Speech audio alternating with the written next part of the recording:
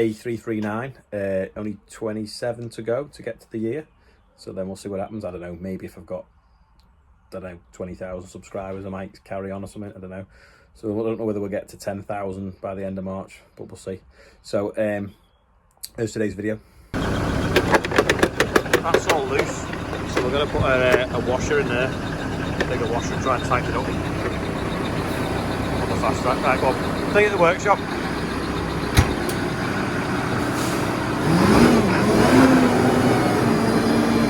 First day of the new trailer, going to work as well. It's pissing down, so we're just trying to find jobs to do in tractors and workshops. Got a washer off a roofing screw, so that should take up some of that slack there. Look at that now, no rattles. This is the drawbar that snaps. I'm going to cut all this off here, cut all that, get it back to nice steel. Do the same with the trailer end, and then make some triangle plates. We'll sit on it at all four sides and then weld it all back together. Gonna flick the flail mower on its back so we can change the blades on it. It's handy being camera shy.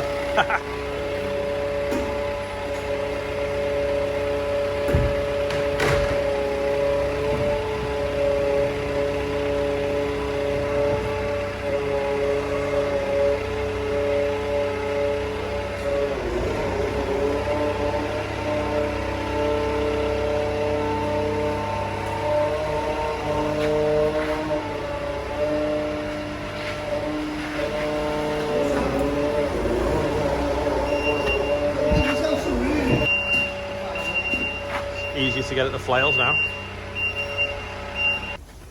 I think we got our money's worth out of them. Worn to nothing.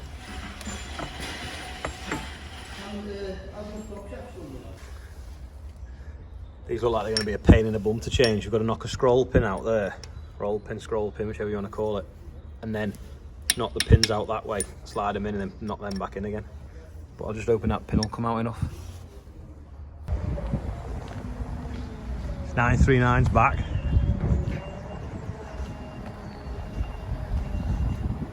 Proper tractor.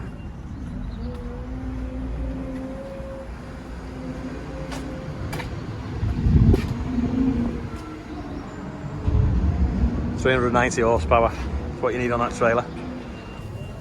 This 939's reverse drive, so you can press that little pedal there.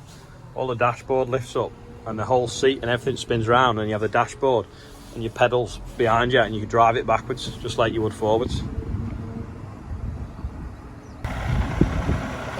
They don't look new anymore. Andrew's still not washed his tractor.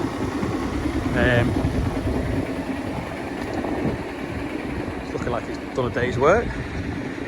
Can't see the bad paintwork now. Just cutting this open now so I can cut it right back and make some new plates. I found inside there, I think it's quite see, but there's another piece of steel. It must be made of I-beam. So we're going to have to now chop it here to get in, and then cut the other bit, pull it all apart and then start again. Pull that bit out now. Now I can get in and cut that bit. Hopefully pull all that away. It's quite thick inside the bottom. So what we'll do is when I make the other one, I'll build it up from the inside out. There we go. Nicely cut open now. Do the same to the side and rebuild it all. I'll go and see how the concrete's going. Changing these flails here, it's a bit of a pain. These ones will be worse because they've got to come out this way and we can't get a hammer in that end. So what I might do is weld a plate to them and knock them out. But lads have gone concreting now, so we'll probably finish this tomorrow again when it's raining. It's currently dry at the moment. Got the Scania here now.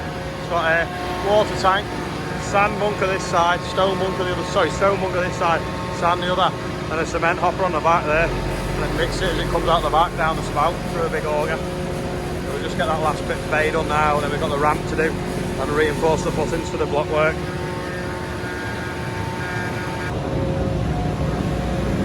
Adam and Sam are tamping the air bubbles out of it, knocking the stones to the bottom so it's nice and smooth on the top. Makes it harder when it doesn't crack them when there's no air in the concrete. Rich is just raking it level.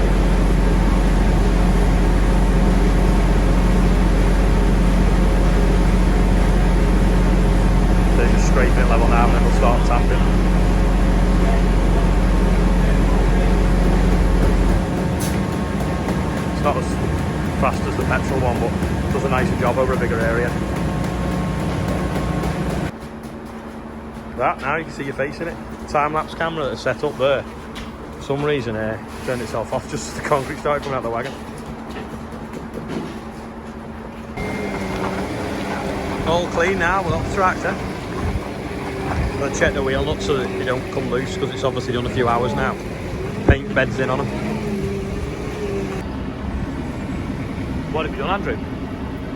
Fastracs for you. Get him right up. Bit of trailer rash. Better now, they're nowhere near. Now they're wound right up. So this is the answer to yesterday's quiz question. Loads of people thought it was a trailer light, but it's not. It's a Type 2 charging plug for a hybrid car. And if you look under the boot floor, if I can get there, that's what it charges up, that huge battery. There's the normal car battery. There's a huge battery. In fact, here's a quiz question today. Does anyone know what them funny cable ties are for?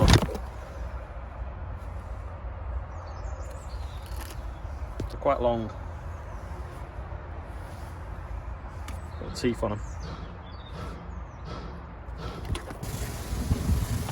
Look at that, it's nearly yellow again.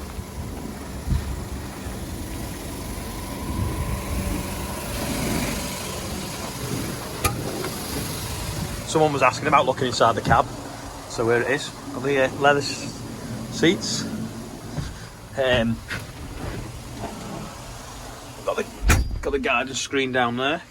It's in at the moment. We've got the screen for the pickle pitch, and then we've got the main screen, and it's touch screen. And we went through. We tried to do what we were doing with the John Deere yesterday with the lights. So if you go into the lighting page, we've got different settings. That's what it happens when you press number 1 light, and then that's what happens when you press number 2 light up there.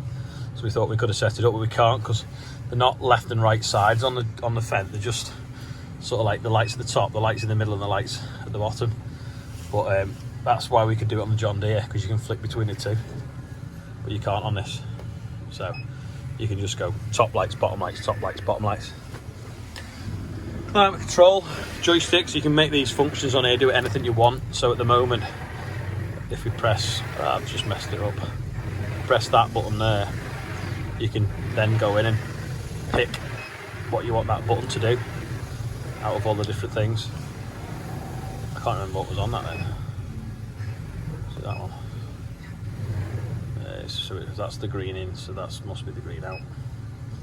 So we'll assign that to there. I've done it wrong. What have I done? There we go. That's right now. And this one here is turning the guidance on. So when you turn into your row, you click that, it pulls the guidance and it goes in a straight line. And that's the other dashboard. Traditional. You got analog dials for fuel, water temperature, rev counter, and then that's your AdBlue tank on the bar chart there.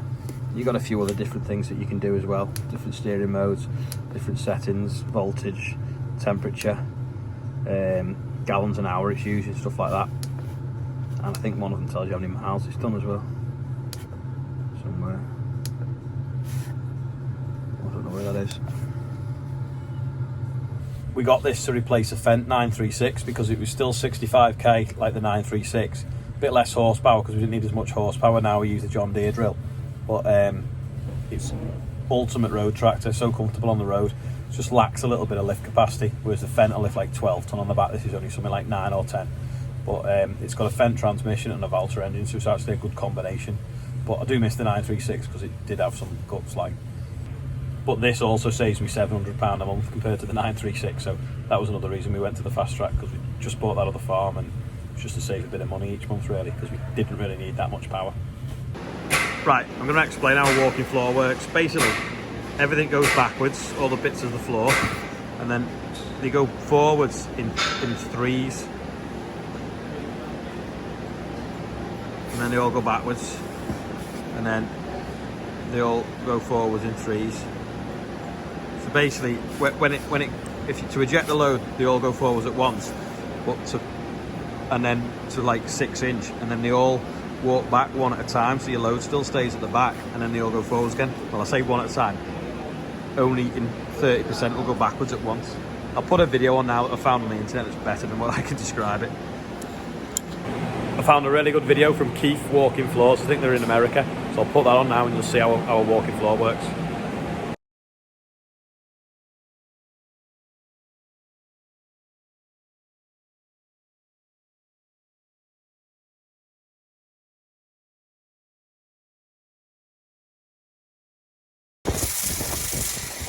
How come it's not? Shouldn't it be a fan?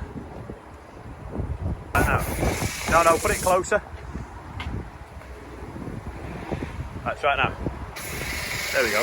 Hey! Put in white. Put that stuff on, leave it to soak for a few minutes, and then it just lifts all the dirt right off. It makes it look cool.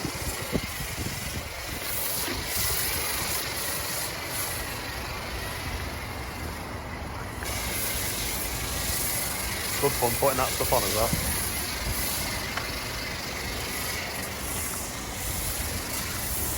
Snow foam it's called, CFR. Sam's changing the flails over there now. So this is the difference between the original ones and the new ones. So all that's worn. If you look at these blades from the other side, you can't half see how much they've worn. And that's just grass. Well, I say it's just grass. It's less people have the mower too low and it does some rotavating. But yeah, grass and stones and stuff have worn them right down. Looking good, the Fastrac now. I think he needs to do this telehandler though. It's dusty and horrible again. Some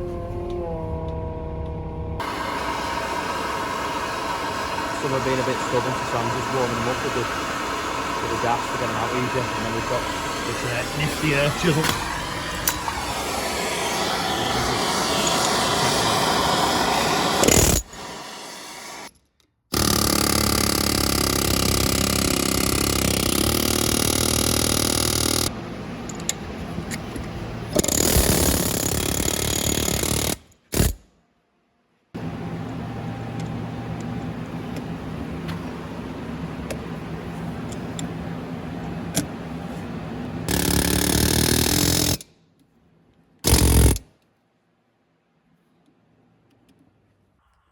That's it for today. Thanks for watching. Click like, click subscribe. Have a go at the quiz question. Just leave a comment in the box and see you all tomorrow.